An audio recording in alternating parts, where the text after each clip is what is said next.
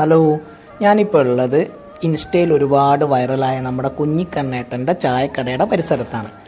ഇത് വരുന്നത് കണ്ണൂർ ജില്ലയിൽ പാനൂർ പൊയിലൂർ എന്ന് പറഞ്ഞ സ്ഥലത്ത് ഒരു ഗ്രാമപ്രദേശത്താണ് ഈ ചായക്കടയുള്ളത്.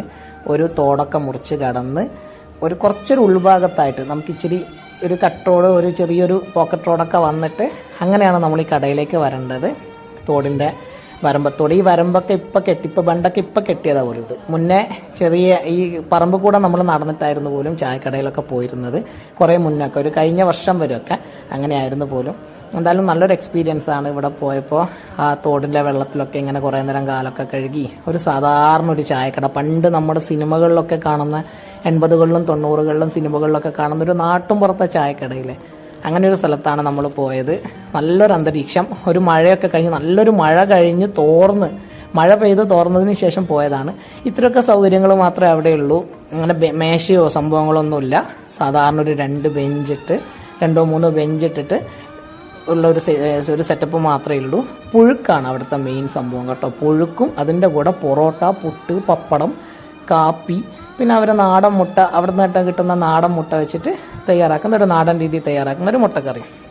എല്ലാം സംഭവമൊക്കെ നല്ല ടേസ്റ്റായിരുന്നു. ആദ്യമായിട്ടാണ് ഈ പുഴുക്കും പൊറോട്ടയും കോമ്പിനേഷനൊക്കെ നമ്മൾ കഴിച്ചത്. ഞാൻ കഴിച്ചത് ആദ്യമായിട്ടാണ്. പൊറോട്ട പല വിത്ത് സാമ്പാർ അടക്കം നമ്മൾ കഴിച്ചിട്ടുണ്ടെങ്കിൽ ഇങ്ങനെ ഒരു കോമ്പിനേഷൻ അതാദ്യമാണ്. പിന്നെ ഇവിടെ ഒരു പ്രത്യേകതയുണ്ട്. ഇവിടെ നമുക്ക് തേങ്ങ കൊണ്ടു കൊടുത്താൽ ചായ കുടിക്കാം അല്ലെങ്കിൽ ഭക്ഷണം കഴിക്കാം എന്നുള്ളൊരു ഓപ്ഷനും കൂടെ ഉണ്ട്. ഞങ്ങൾ തേങ്ങയൊന്നും എടുത്തില്ല.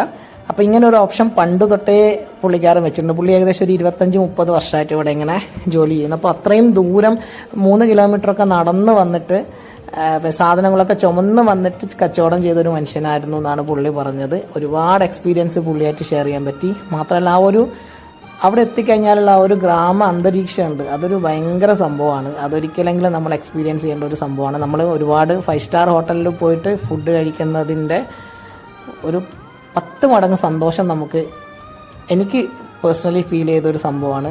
അപ്പോൾ ആരെങ്കിലുമൊക്കെ വരുന്നുണ്ടെങ്കിൽ ഇങ്ങനൊരു സ്പോട്ട് നിങ്ങൾക്ക് എക്സ്പീരിയൻസ് ചെയ്യാൻ ആഗ്രഹം ഉണ്ടെങ്കിൽ എല്ലാവരും വരിക. ഒരിക്കലെങ്കിലും ഇവിടെ വന്നിട്ട് കഴിക്കുക. ഒരുപാട് പേര് വരുന്നുണ്ട്. അപ്പോൾ ഓക്കെ, താങ്ക്